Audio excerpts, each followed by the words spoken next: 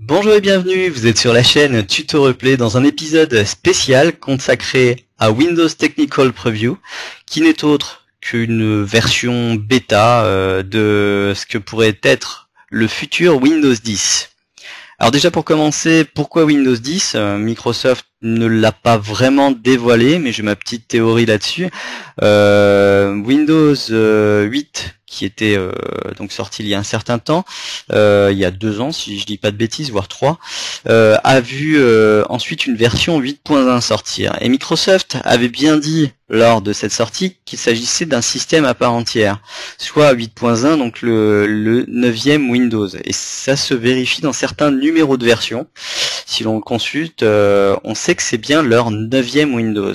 Donc sur cette version-là, donc on peut considérer que c'est le 10e Windows, d'où l'appellation Windows 10. Mais aussi, je pense que c'est surtout l'occasion de marquer un virage à 180 degrés, puisque Microsoft aura opéré sur ce Windows beaucoup de changements. Il sera revenu en arrière sur certaines choses et aura apporté certaines nouveautés, parce qu'ils auront écouté tout simplement la communauté, j'ai envie de dire pour une fois, puisque là on aura vraiment un Windows qui sera beaucoup plus adapté aux habitudes des utilisateurs, mais surtout qui va apporter son lot de petites nouveautés. D'ailleurs, avant de commencer cette présentation de Windows 10, je tiens à vous préciser que vous allez avoir un curseur de souris qui sera relativement petit à l'écran. Donc ne vous inquiétez pas, c'est juste que j'utilise donc un émulateur de Windows et que cet émulateur malheureusement ne me permet pas d'afficher le curseur de souris dans sa taille normale. Donc ce sera un peu plus petit, mais ça ne devrait pas vous empêcher de suivre la vidéo. Voilà. Donc pour commencer cette présentation, je vais vous parler de la fonction qui permet de switcher d'une application à l'autre. C'est la fonction Alt-Tab.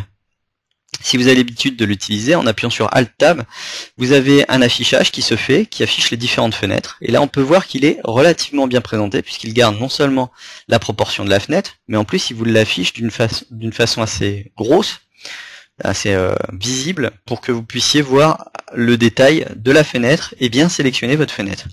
L'autre chose aussi, c'est que si vous restez sur Alt, donc vous pouvez sélectionner votre application à la souris.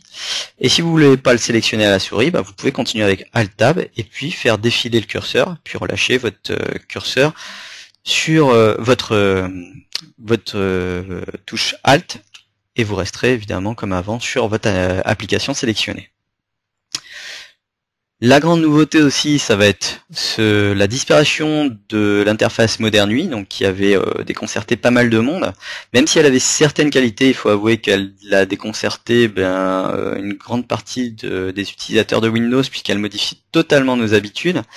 Et vous pouvez voir maintenant qu'en cliquant sur le menu démarrer, vous voyez apparaître toutes les icônes donc d'applications qu'on retrouvait dans les anciennes versions, donc ce qui va faire plaisir à beaucoup de monde. On peut même aller dans toutes les applications et voir toute la liste d'applications apparaître ici, avec une petite différence malgré tout, c'est que vous avez les tuiles de Modern UI qui s'affichent dans cette liste. Ce qui n'est pas forcément un mal, puisque certaines s'intègrent maintenant très bien dans Windows, et vous verrez pourquoi par la suite. L'autre nouveauté, donc, c'est l'intégration des tuiles Modern UI sur la droite du menu démarrer. Donc cette intégration se fait sans difficulté, puisque si vous connaissiez Windows 8, rien n'a changé. On peut toujours redéplacer ces icônes comme avant, tout reconfigurer.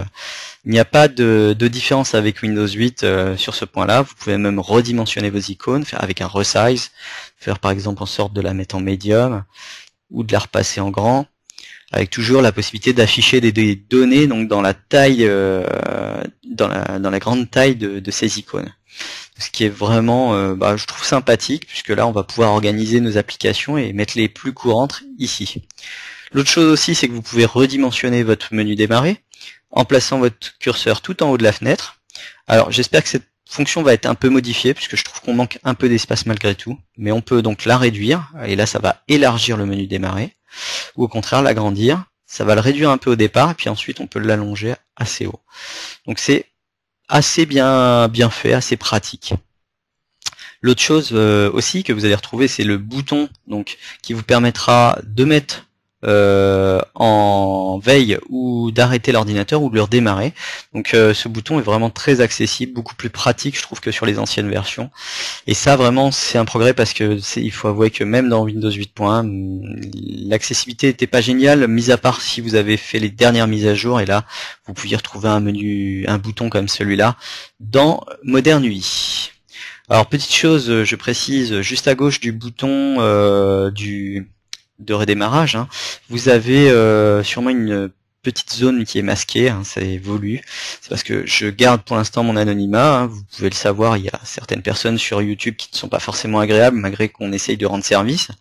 Donc eh bien si pour l'instant je vais garder cet anonymat, peut-être que ça changera par la suite, mais pas d'inquiétude, hein, de toute façon ça ne change rien, j'ai envie de dire, à mon comportement. Je reste très respectueux avec les personnes qui m'écrivent.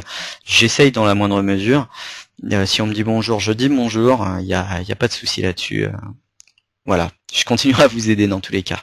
Donc pour continuer donc notre tour d'horizon donc des nouvelles fonctionnalités, je vais vous présenter aussi donc là on avait des tuiles là. J'avais ouvert donc directement l'option calendrier donc de la tuile Modern UI, et on peut voir une petite différence tout de suite maintenant, c'est qu'elle s'ouvre sous forme de fenêtre, c'est-à-dire que maintenant on n'est plus obligé de les avoir en plein écran.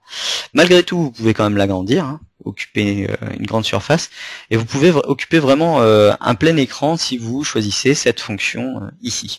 Je ne vais pas le faire parce que j'ai des petits problèmes de ralentissement par moment. L'émulateur me permet pas de faire fonctionner le Windows normalement, hein, mais déjà on peut voir que il y a eu un vrai progrès sur cette fenêtre qui permet d'intégrer maintenant toutes les tuiles Modern UI complètement dans Windows sans qu'on soit décontenancé par ces anciennes fenêtres qu'il fallait baisser en cliquant tout en haut. Donc c'est vraiment très pratique. Excusez-moi pour l'apparition de la petite fenêtre d'émulation. Donc je vais réduire à nouveau cette fenêtre. La deuxième chose aussi, la troisième peut-être, peu importe, encore une nouveauté, c'est l'onglet de recherche qui est apparu ici dans la barre de tâches. Alors pourquoi dans la barre de tâches? Déjà parce que c'est beaucoup plus accessible que ça ne l'était dans les précédentes versions, mais aussi c'est une version en plus qui est bien améliorée, qui est très performante de cet outil de recherche, permet vraiment de rechercher tout, hein. Vous pouvez rechercher des fichiers, des programmes ou des choses sur internet. Donc vous tapez ce que vous avez à taper, par exemple je sais pas, on va taper avion, hop, et voilà, tiens, hop, avion papier. Et ça va me faire une recherche très certainement sur une page internet, voilà.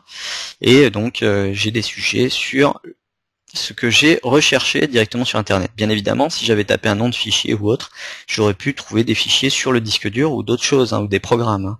Donc c'est vraiment un outil de recherche qui est très très pratique, hein. Par exemple, si je tape calculatrice, enfin je vais mettre CAL, voilà, vous savez la calculatrice qui ressort. Vous voyez qu'avec cet outil, on peut rechercher différentes choses. Il n'y a pas qu'une chose. Alors bon, vous voyez des petites choses personnelles, mais rien de très grave, donc je ne camouflerai pas ça. Alors, voilà pour la présentation donc, des fenêtres Modern UI et de l'outil de recherche. Et je vais vous présenter une dernière chose, donc je pense que c'est la toute dernière, oui, je ne veux pas dire de bêtises, c'est cette possibilité donc de créer des bureaux supplémentaires. Alors là j'en ai créé 3, mais quand vous ouvrez cette fonction, au début vous n'avez que votre bureau principal et vous pouvez rajouter un bureau supplémentaire, puis encore un autre, puis encore un autre. Ça vous permet donc de mettre des fenêtres différentes sur chaque bureau. Par exemple, là je vais essayer d'en ouvrir une. Alors je sais pas si ça va bien marcher parce que je suis sous émulateur et comme je vous le disais, tout ne fonctionne pas parfaitement sous émulateur, d'autant plus que j'utilise en plus une version de Windows qui est bêta, donc ça va pas forcément être très pratique. Donc on va regarder, et là on peut voir que bon, il y a des... Voilà, j'ai réussi à afficher quand même des choses différentes. Bon, là on voit que j'ai le multitâche qui s'affiche, on ne sait pas pourquoi, mais il y a eu un petit défaut. Mais bon, on voit que j'ai des bureaux différents. Un qui n'a rien, par exemple, un qui a une fenêtre d'exploration de fichiers, et là toutes les tâches en fond qui s'affichent. Donc c'est vraiment très pratique. Ça vous permettra donc de faire du multitâche, d'être par exemple sur de la retouche photo sur un bureau, et puis sur une autre page de regarder des pages internet sans vous mélanger les pinceaux. C'est vraiment très très pratique. Seul défaut que j'ai à noter, c'est qu'on ne peut pas créer des bureaux réellement différents avec des icônes différentes d'un bureau à l'autre. C'est vraiment le gros reproche que j'ai à faire, puisqu'il existe certains logiciels qui le font vraiment très bien. Donc voilà pour ce tour d'horizon de la version Windows 10, c'est la version bêta, hein, je le rappelle, qui devrait sortir donc normalement courant 2015, on parle de mi-2015 actuellement. Cette version sera une version qui sera vendue normalement très peu cher, sûrement une des moins chères. Et il paraît, alors ce n'est pas encore complètement confirmé par Microsoft, que tous les acheteurs de la version 8.1 et 8 pourront accéder directement à la 10 gratuitement. Donc ce qui est une très bonne nouvelle, puisque ça ne va pas léser tous ceux qui peuvent acheter un PC actuellement. Et puis la dernière information aussi qui a été communiquée sur cette version donc de Windows 10, c'est qu'elle sera extrêmement légère. Donc normalement on devrait avoir un Windows plus léger encore que Windows 8, qui était lui-même plus léger que 7, et qui lui-même était encore plus léger que Vista. Donc on va avoir un Windows super allégé qui permettra sûrement de faire tourner cette version sur des PC de très très ancienne génération, ce qui serait une bonne nouvelle. Voilà, ou des versions très très peu puissantes, quoi, du moins. Voilà pour ce tour d'horizon, j'espère que vous avez apprécié cette vidéo. Je vous retrouve très prochainement dans une prochaine vidéo. De toute façon, je suivrai l'actualité de Windows 10 et à chaque fois que j'en aurai l'opportunité, je vous ferai un petit tutoriel pour vous expliquer toutes les nouveautés et chaque évolution importante. Je vous remercie et à très bientôt. Au revoir.